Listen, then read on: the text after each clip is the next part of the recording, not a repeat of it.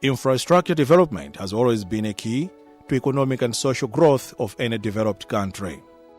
For instance, the transport sector, which plays a major role in promoting competition of trade on international market, depends on improved infrastructure.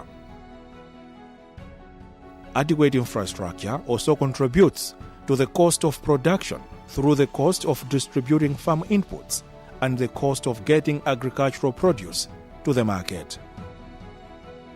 And since agriculture is the backbone of Malawi's economy, it is imperative that infrastructure should be of high standard across the country. However, due to inadequate and dilapidated infrastructure, Malawi faces a lot of challenges. Among them, a high cost of transportation. This is so because the country's international trade depends on transit routes through Mozambique, Tanzania, and South Africa, which are close to the ocean. As a landlocked country, challenges for Malawi are associated with lack of direct territorial access to the ocean, remoteness, and isolation from world markets. Although the country has the lake that has potential to advance the water transport, its impact has been minimal due to infrastructure deficit. The marine transport system is in a poor state due to abandoned and unreliable ports that cannot handle cargo. This has in turn affected the availability of water vessels on the waters of Malawi. Currently, the country has few vessels that are operational. This is Chipoka Port in Salima district. It used to be vibrant with interconnection of water, rail, and road transport system. Buses, vessels, and locomotives used to ferry people and goods to or from this port. Tankers transported fuel from this port to the cities of Lilongwe and Blantyre. But now the port looks deserted. Not much activity is done here. This is so because of climate change, which has led to siltation. The railway line, which also connected people to Chipoka Port, is in bad shape, just like other railway lines that need to be rehabilitated across the country. But much as such is the situation, the government of Malawi, through the Ministry of Transport and Public Works, is geared to address these challenges through National Transport Master Plan. The Master Plan will guide sustainable development of an integrated multimodal transport sector for the next 20 years, that is from 2017 to 2037. The plan will be implemented to develop a coordinated and efficient transport infrastructure that fosters competitive operation of viable, affordable, and sustainable transport services.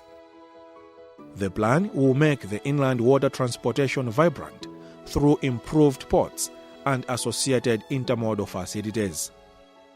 For example, this is how Chipoka will look like in the years to come.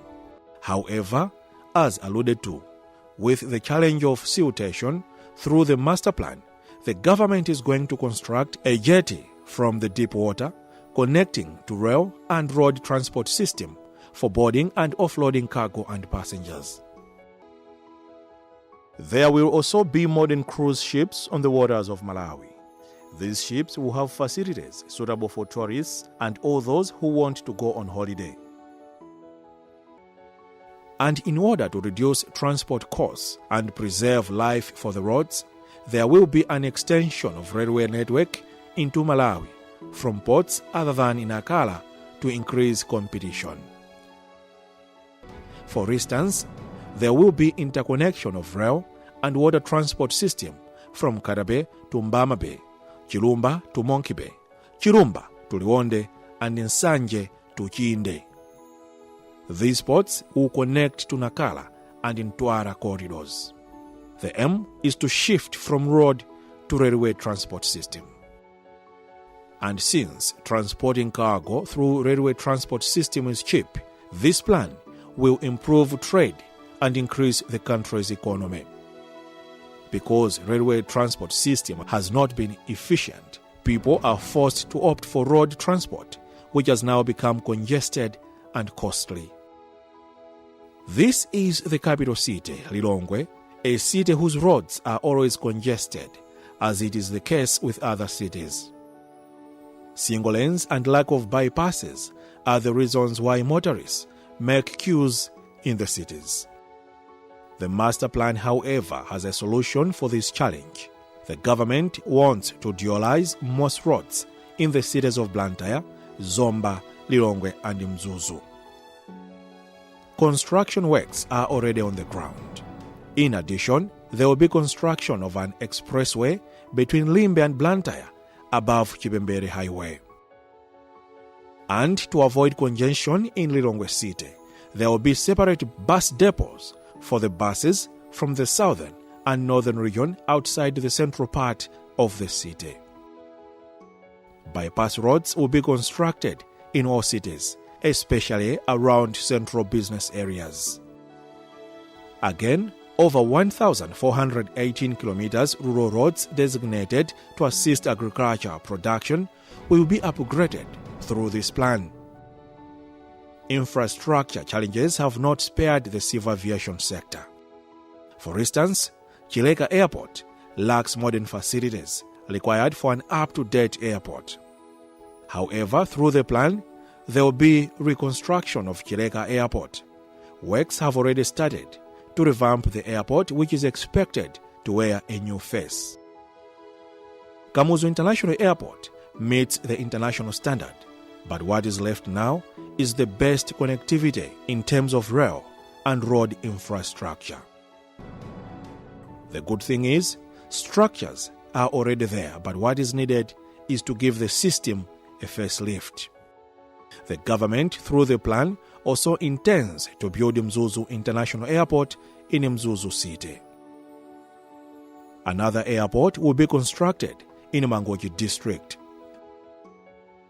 Through this plan, airport cities are going to be developed in major cities, and there will be intermodal connectivity to road, rail, and water where possible.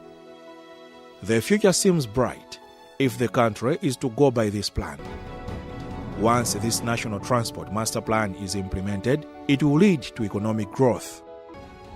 The National Transport Master Plan will not only transform the transport sector, but also performance of the other sectors dependent on it. The World Bank assisted in the development of this National Transport Master Plan.